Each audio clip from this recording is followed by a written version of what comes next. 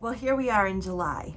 July 5th is when I'm recording this actual devotion. And if you looked outside the window, you would see that it doesn't feel very July 5th-ish.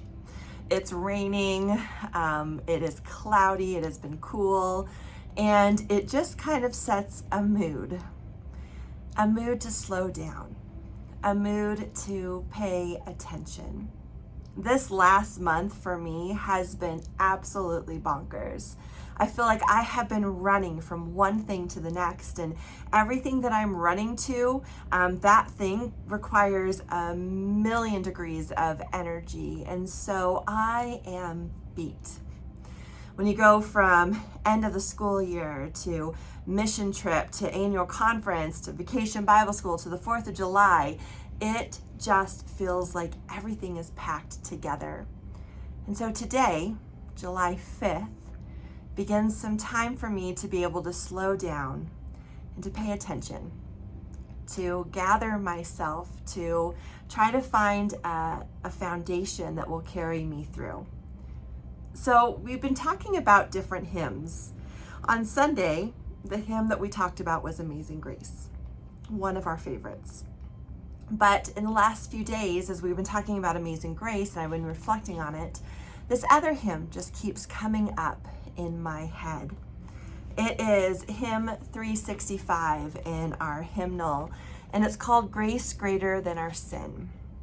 And the refrain goes, grace, grace, God's grace, grace that will pardon and cleanse within. Grace, grace, God's grace, grace that is greater than all our sin. And I apologize for my singing. I hope you have grace with me. It's a song that just keeps singing over and over in my head. One that really helps me to focus, especially in the times where I feel like I've missed the mark, where I maybe have rushed through and missed something that God had for me. Maybe I was too judgmental in a moment and I didn't seek to be curious and full of wonder. Maybe I harmed somebody. Or maybe I've just been too hard on myself or not giving myself what I need, right? There's so many different ways in which we sin and we feel guilty about. But this hymn, Grace Greater Than Our Sin, helps me stay grounded. It helps me remember that no matter what I've been going through, no matter how busy it has been, no matter how many times I have failed, I have missed the mark, I have neglected my relationship with God, or I have harmed others, that there is grace that is there for us. In Methodism, under John Wesley's teaching, we call it justifying grace. It's that grace that we have when we've already accepted God and we're working to perfection and we miss the mark. And so justification, justifying grace, is coming back to God, asking God's forgiveness and being reminded that we can be just as we were, even if we make a mistake. That is God's grace. So as we're thinking about grace in our lives, how do we experience that in the world? How do we experience God's grace for us? Either that grace that goes before us and we don't even realize that we're looking for it, that prevenient grace, or that grace of justifying grace where we are in the midst of a relationship with God and yet we miss the mark. Or maybe it's that sanctifying grace that we are continuing to work towards perfection and God keeps calling us to grow and to learn and to become new and closer to God. So when I think about grace, I think about the ways in which I need to slow down. Because a lot of times I miss this free gift of God, this gift of God's love that comes to me even when I don't deserve it. That's what grace is. And so it's only by slowing down that I'm able to really pay attention. So as I said, today has been one of those days for me to kind of take a breath, to slow down, to refocus, And thankfully, the weather is cooperating. It's calling me into that space.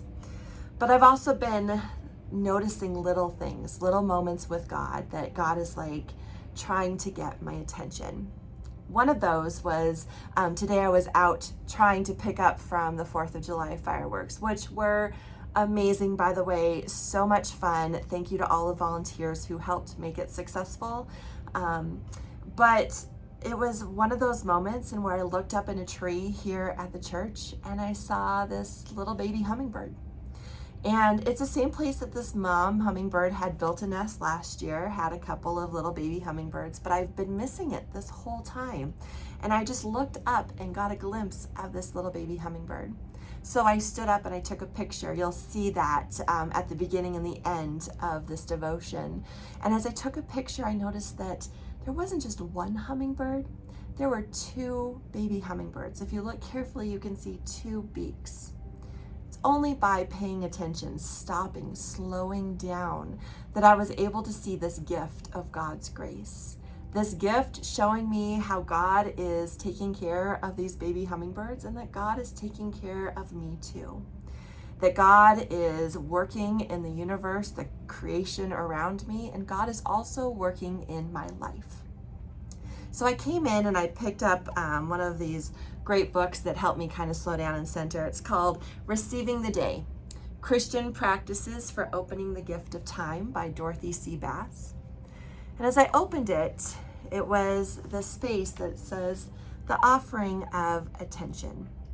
And she writes, in the poem 5 a.m. in the Pine Woods, Mary Oliver sits under the trees waiting for 2 deer.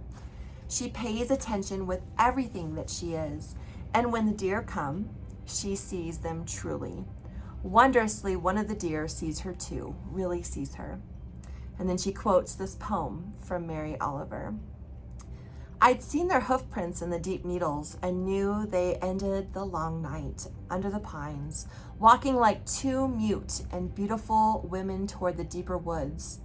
So I got up in the dark and went there. They came slowly down the hill and looked at me sitting under the blue trees. Shyly, they stepped closer and stared from under their thick lashes and even nibbled some damp tassels of weeds. This is not a poem about a dream, though it could be. This is a poem about the world that is ours, or could be. Finally, one of them, I swear it, would have come into my arms, but the other stamped sharp hoof in the pine needles like the tap of sanity, and they went off together through the trees. When I woke, I was alone. I was thinking, so this is how you swim inward.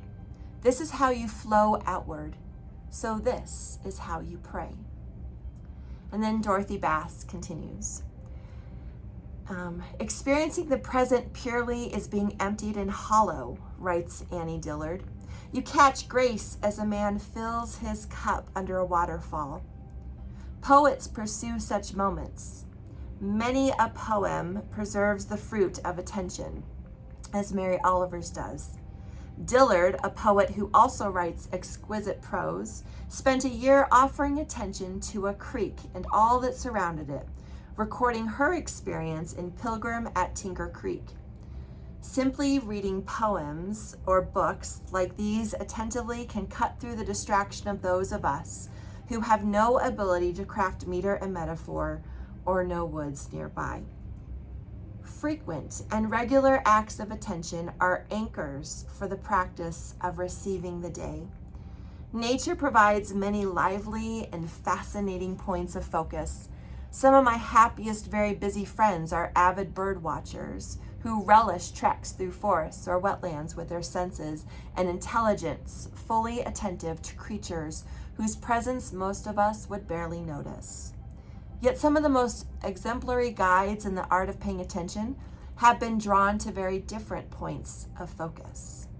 The French philosopher Simone Weil saw that the everyday studying that students do, learning math or grammar or history, can form in them rich capacities for attention.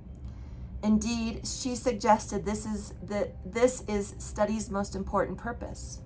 For those who learn attention in this way, become able to give attention also to other people and to God. They become able to be present to those who are suffering, and they become able to pray.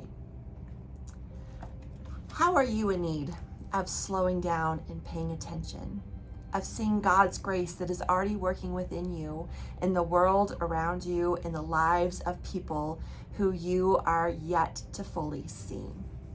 We saw that on Sunday as one of our children from Vacation Bible School, little Sydney, came and shared her story about how she has worn a brace for years for scoliosis and how she felt alone. But yet, in the midst of that, she found this doll, a Mattel doll that has a back brace. And her mission now is to make sure that others have this doll so that they know they're not alone too. If we wouldn't have stopped and listened to that story, we would have missed God's grace at work, not only in Sydney's life, but also in our community and in us as well. So let's take a few moments, a few days, the rest of this week, to slow down, to practice the art of paying attention. See if you can write down how many ways in which you experience God's grace, whether it is through a bird that is singing, a bird that is in a nest, or maybe a beautiful rainbow in the sky, or maybe it's by seeing or hearing somebody's story that really touches you and inspires you. How are you experiencing grace, God's grace?